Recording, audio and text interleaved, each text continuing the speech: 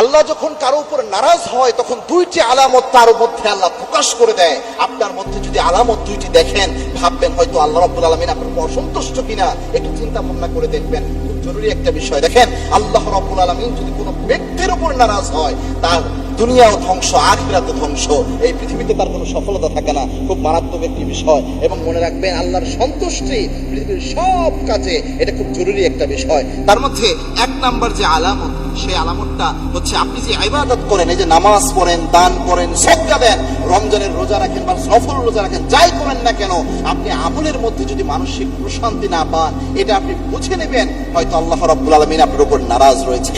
কারণ আল্লাহর হাবিব সাল্লাল্লাহু আলাইহি ওয়াসাল্লামের হাদিস হচ্ছে, আল্লাহ যখন কোন ব্যক্তির উপর সন্তুষ্ট থাকেন, তাকে আল্লাহ রাব্বুল আলামিন যে কয়টা নিয়ামত দান করেন, তার মধ্যে একটা নিয়ামত হচ্ছে ইবাদত করলে ইবাদতের মধ্যে একটা অন্যরকম প্রশান্তি, মানসিক শান্তি আল্লাহ তারে দিয়ে দেয়। আল্লাহু আকবার। দুই নাম্বার যে গুরুত্বপূর্ণ একটা বিষয়, এটা অনেক পরিবারেই হয়ে থাকে, সেটা হচ্ছে আল্লাহ কোনো ব্যক্তির উপর নারাজ হলে তার রিজিক থেকে, তার সব কাজ থেকে আল্লাহ বরকত উঠায় নেয়। এটা একটা মারাত্মক বিষয়। আপনার অনেকের রোগ রয়েছে, বলে হুজুর 1 লাখ টাকা ইনকাম করি, মাস শেষে যে টাকা কই যায় আর আমি কিভাবে খরচ করি আমি নিজেও জানি না, টাকা কিভাবে শেষ হয়ে যায়, কোনো বরকত আমার সম্পদে আমি না, আমার সম্পদের মধ্যে আমি খুঁজে পাই না।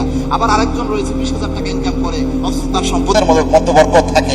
বরকত কিন্তু আল্লাহর দেওয়া দান। আল্লাহ কোনো ব্যক্তির উপর অসন্তুষ্ট থাকলে কোনো কাজের কারণে, তখন আল্লাহ তার ওখান থেকে বরকত উঠায় নেয়। এই জন্য বরকত আল্লাহর কাছে চেয়ে নিতে হয়, আল্লাহর কাছে হালাল রিজিক চাইতে হয়, এমন রিজিক চাইতে হয় যে রিজিকের মধ্যে বরকত রয়েছে। এটা গুরুত্বপূর্ণ বিষয়। এবং হালাল খেতে হয়। হালাল যদি আপনি ভক্ষণ করেন, অবশ্যই আপনার মধ্যে বরকত থাকবে, আপনার রিজিকে বরকত থাকবে এবং আল্লাহ রাব্বুল আলামিনের সাহায্য থাকবে। এবং বেশি বেশি শুকরিয়া আদায় করবেন, তাহলে বরকত থাকবে। কারণ আল্লাহ রাব্বুল আলামিনের ঘোষণা এটা, সূরা ইব্রাহিমের 7 নম্বর আয়াত, লা ইন শাকারতুম লা আযীদান্নাকুম, লা ইন শাকারতুম লা আযীদান্নাকুম ওয়া লা ইন কাফারতুম ইন্না আযাবি লাশাদীদ। আল্লাহর ঘোষণা হচ্ছে, if you grateful to almighty Allah সুবহানাহু ওয়া তাআলা, I will increase your liability. আল্লাহ বলছেন, আমি আল্লাহর যদি তোমরা শুকরিয়া আদায় করতে পারো, বেশি শুকরিয়া যদি আমি আল্লাহর আদায় করো, তোমার সমস্ত নিয়ামত আমি আল্লাহ বাড়াইয়া দেব।